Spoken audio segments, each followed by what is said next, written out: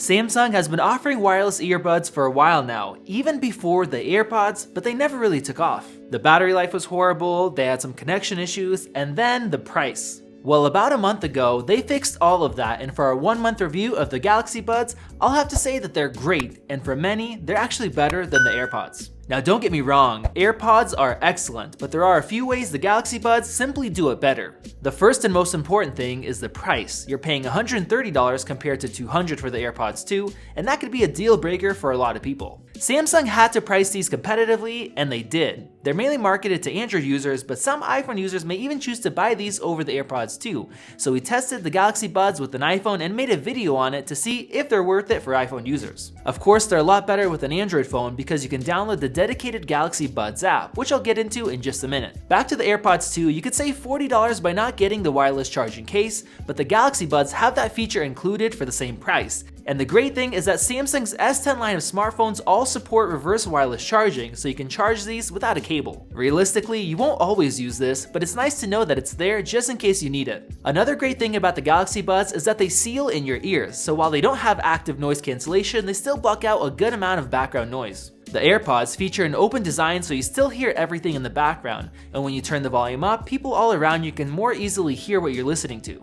If you're using the Galaxy Buds with Android, you'll have the ambient aware mode and can tweak the sound profile. This is missing on iOS, but the default settings sounded best to us. Samsung also added the Apple-like automatic sync setup, but it's not as simple because of all the permission requests you have to accept. The sealed design of the Galaxy Buds gives you a lot more privacy, and it also makes them sound louder than the speakers actually are, since all of the sound is sealed into your ear and can't escape. This greatly increases bass reproduction, and it actually helps them save battery life since the speakers themselves aren't as loud. They're also splash and sweat resistant, just make sure not to get any water into the speaker grill on the inside. Another thing I like about the Galaxy Buds is just how subtle they are. They sit flush in your ears with nothing hanging out or wrapping around your ear, and it's actually quite impressive how well they fit and stay in your ears. And I absolutely love that Samsung decided not to put their logo on the face of the buds, so they look really clean. Each bud has a touch surface that you can customize, and overall it works quite well. You can even change Bixby out for Google Assistant. They come with a charging case that's a bit larger overall than the AirPods, and it has less battery life, 7 hours of additional juice instead of around 19. Now that's a big difference on paper, but not as big in the real world unless you use them all day long.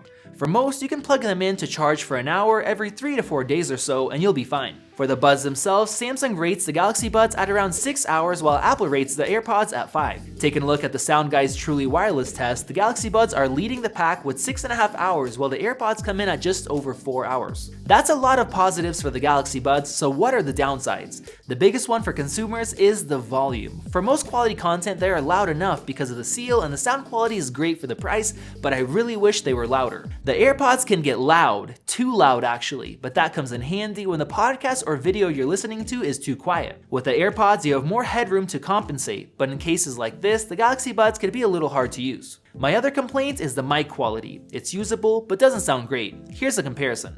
This is a microphone quality test with the Galaxy Buds. This is a microphone quality test with the AirPods 2. The AirPods mic is closer and pointed at your mouth, so you can get much better mic quality instead of having the mic flush with your head, which makes it harder to pick up your speech. Another limitation compared to the new AirPods is no hands-free access to your virtual assistant. This isn't a big deal for me personally, but let me know if it is for you down in the comment section below. Overall, just like with the S10 Plus and S10e, I'm really impressed with the Galaxy Buds. Now they're not perfect, but considering the sound quality, convenience, features, and price, they are an excellent value even if you're an iPhone user.